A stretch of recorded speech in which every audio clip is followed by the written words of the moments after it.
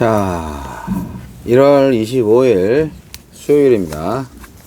마태복음 4장 12절로 25절 말씀.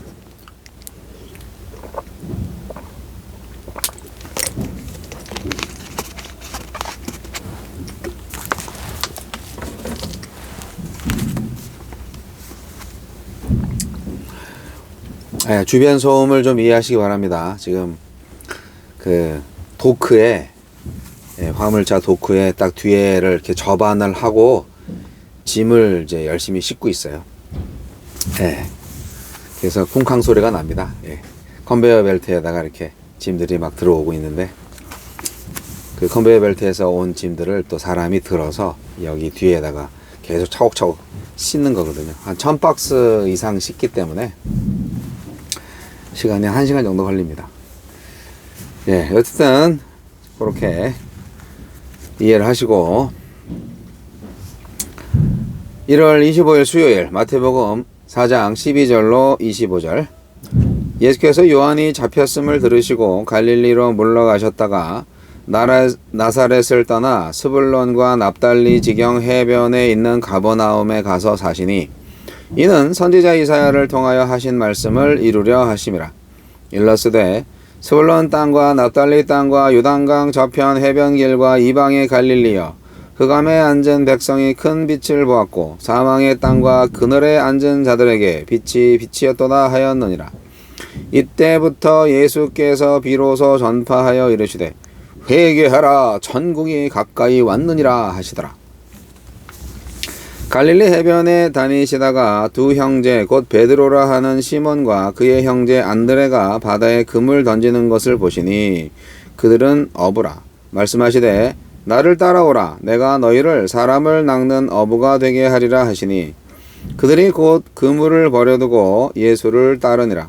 거기서 더 가시다가 다른 두 형제 곧 세베대의 아들 야고보와 그의 형제 요한이 그의 아버지 세베대와 함께 배에서 금을 깁는 것을 보시고 부르시니, 그들이 곧 배와 아버지를 버려두고 예수를 따르니라.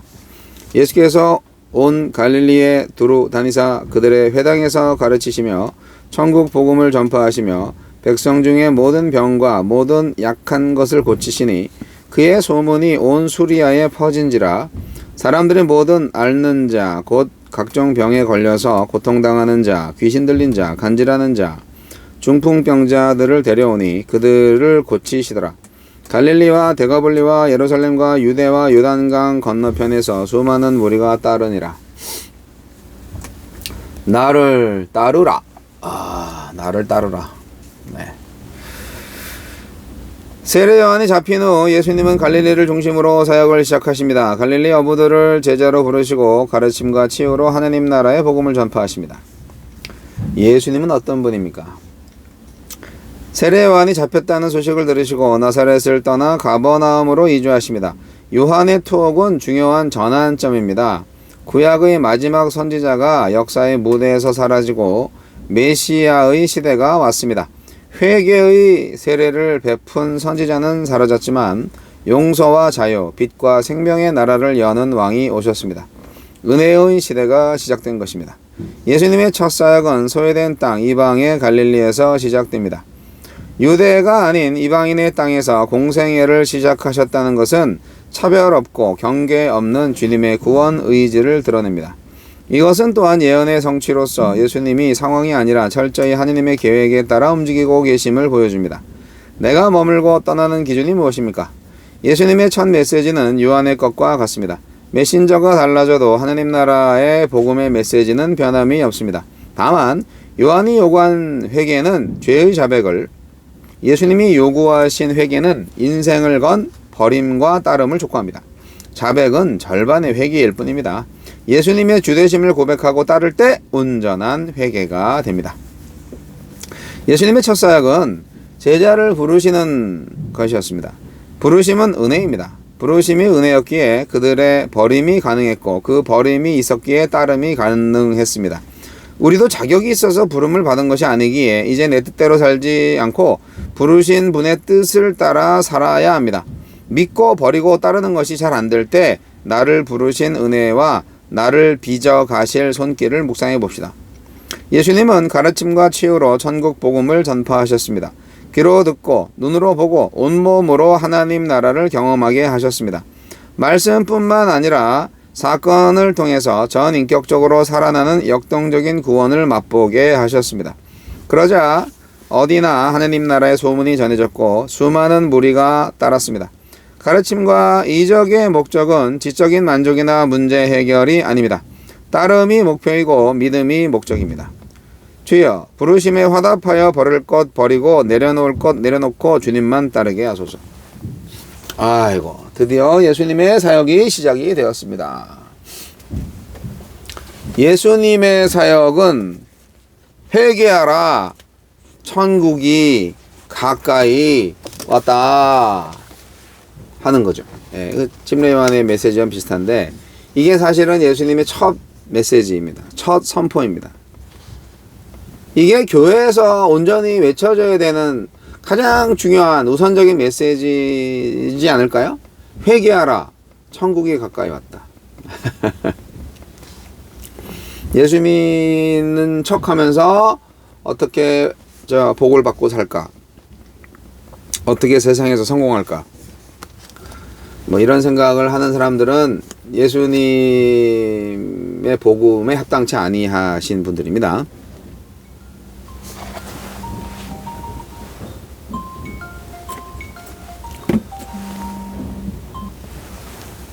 오늘 인기가 많네요. 뭐 녹화를 하려고 그러면 자꾸 전화가 오네. 집에서도 전화가 오고 이게 같이 사역이 아니지. 같이 일하시는 분도 전화가 오고. 예수님은 하나님 나라를 선포하는데 중요한 것은 하나님 나라를 선포하는 첫 번째 그 설교 장소가 어디냐? 갈릴리예요, 갈릴리. 예, 갈릴리예요. 그러니까 모르겠어요. 뭐 도시 선교를 해야 된다 그런 생각들을 많이 하는데요. 왜냐면 도시에 사람이 많고 인프라도 많고 여러 가지 면에서 복음을 전할 수 있는데 예수님은 도시가 아니라 변두리에서 복음을 전하셨다 이거죠. 네, 참 변두리에 있는 사람들이 복이 많아요. 예수님께서 하나님 나라의 왕이 된다고 하시는 것은 무슨 의미일까요? 그것은 어둠 가운데 있는 사람들, 사망에 있는 사람들, 절망 가운데 있는 사람들한테 빛을 비춰주는 것이죠. 회복과 치유를 주시는 거죠. 희망을 주는 거죠. 갈릴리는요, 어떤 곳이냐면 이방인의 땅으로 간주될 만큼 거의 유대 지역에서 좀 떨어진 변두리였습니다. 그냥 아주 범죄가 아주 득식을 거리는 곳이에요. 그런데 예수님은 거기에서 복음을 전파하셨다 이거죠. 온갖 그 깡패들의 착취와 약탈에 시달리는 도시 갈릴리였는데 그곳에서 하나님의 아들 예수께서 가장 먼저 하나님의 나라의 축복을 누리는 땅이 되었다. 이게 참 아이러니하죠. 예수님 한 분 때문에 그렇게 바뀐다는 거예요. 우리 교회 사역도 그래야 됩니다. 어두운 곳. 그래서 교회는 빈민가로 가야 돼요. 처음부터 그 아파트 개발하는 곳으로 들어가는 교회들이 과연 성경적인가 하는 부분에 있어서는 굉장히 심사숙고해야 될 필요가 있어요. 천국의 도래를 선포하시고 그 천국에 합당한 조건으로 말씀하신 게 있습니다. 뭐 희망을 준다고 해서 뭐 죄를 간구하시는 건 아니에요. 그래서 예수님이 외치신 게 처음에 회개하라 하는 것입니다. 회개하라고 말씀하시고 천국이 가까이 왔다, 하느님 나라 가까이 왔다 말씀하시고 예수님이 맨 처음에 하신 사역은 뭐냐? 예배당을 채우는 게 아니에요. 예배로 오라고 해서 많은 군중을 모으는 게 아니에요. 예수님의 사역은 처음부터 제자 삼는 거였어요. 나를 따르라. 뭐 전파하긴 전파하죠. 그러나 거기에 연연해 하지 않으셨어요. 오늘 몇 명 나왔냐? 그런 거 연연해 하지 않았어요. 예수님은 그냥 전파하셨고 그냥 사람들이 많이 구름대까지 왔을 뿐이죠. 예수님은 전적으로 제자를 삼았다는 것.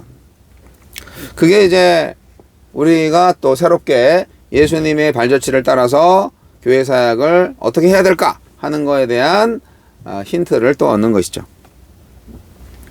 예수님은 시몬과 베드로 형제, 그물을 깁고 있는 요한과 야고보 형제를 부르셨습니다. 자기를 위해서 고기를 잡고 있었던 그 어부들을 이제 남들을 위해서, 사람들을 위해서, 천국의 사람들을 부르는 영혼의 어부로 세우기 위해서 그들을 부르신 거죠. 그들은 배와 그물과 가족을 뒤로 하고 예수님을 따르기로 결정을 합니다. 물론 요 인터벌이 있죠. 시간이 딱 이렇게 있는 거죠. 여유가 이렇게 있는 거죠. 한참 지난 거죠. 성경에서는 뭐 이렇게 되지만, 여러분, 이방의 갈릴리가 예수님 한 분으로 이렇게 변화되었다는 사실을 볼 때 우리가 정말 무엇을 해야 될까? 어디서 교회를 해야 될까? 어디서 복음을 전해야 될까? 한번 잘 곰곰이 생각해 볼 필요가 있습니다. 예수님의 사역은 아주 심플합니다. 병과 약한 것을 고치셨어요. 귀신 들린 자들이 나음을 입었고 또 여러 가지 기적이 일어났는데 예수님은 세 가지 사역을 했습니다. 가르침, 선포, 치유. 이 세 가지. 그래서 옛날에 우리나라의 선교사들이 이제 복음도 전하고 제자도 세우고 뭐 학교도 세우고 병원도 세우고 그런 거죠. 선포가 있고요. 가르침이 있어요. 가르침은 1대1로 만나서 제자 훈련해야 되는 거죠. 근데 선포는 그냥 쫙 선포하는 거죠. 그래서 설교를 하는 교회는요, 성경 공부도 해야 돼요. 제자 훈련 하셔야 됩니다. 가르침, 선포, 그리고 이제 치유라는 것은 이제 구제사역까지 포함되는 거죠. 병 고치는 것도 그렇고, 모든 마음의 병을 치유하는 것도 그렇고, 이 세 가지 사역이 결국은 천국이 현재성으로 다가오는 것을 의미합니다. 현재, 지금, 이미 여기 이 땅에 도래한 실체예요. 뭐가요? 천국이요. 하나님의 나라가요. 예수님의 사역이 바로 그것입니다. 오늘날 교회는 선포와 가르침과 치유 사역을 열심히 하셔야 됩니다. 치유에 구제가 있어요. 상담도 있고 다 있어요. 생명의 기적을 베푸시는 예수님은 하느님 나라의 왕이십니다. 우리가 선교한다고 해서 교회가 교단이 왕이 아니고 오직 예수님이 왕이라는 사실 잊지 마시기 바랍니다. 선교사들도 자기가 선교한다고 생각하시면 안 되고 하나님이 선교하신다고 생각을 해야 됩니다. 우리는 그냥 손과 발일 뿐이에요. 교단이 선교하는 거 아닙니다. 뭐 어떤 교단에서 스폰서를 받았다. 또 뭐 나 누가 이제 후원을 해줬다. 그분이 후원하는 거 아닙니다. 그분이 예수님한테 순종을 해서 후원하는 것이기 때문에 모든 것은 하느님의 주권하에 있다는 것을 잊지 마시기 바랍니다. 그래서 모든 영광은 하느님한테만 돌려야 되는 거예요.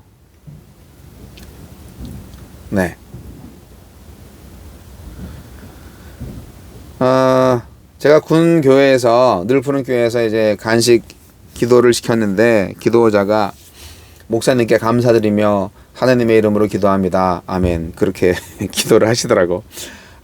기도를 가르쳐줘야 되겠구나 라고 생각을 했어요. 가르쳐줘야 돼요.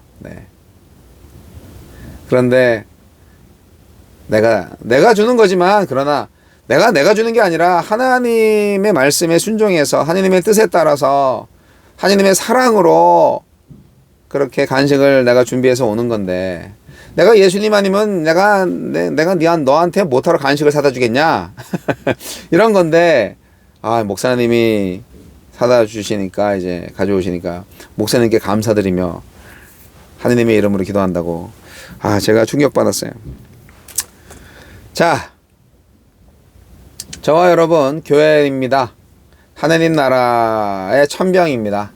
저와 여러분 예수님을 따라서 이 땅에 하느님의 나라를 선포하십시다. 선포하고 제자 삼고 그리고 치유의 사역을 감당하십시다. 우리는 다 예수님의 제자 아니겠어요?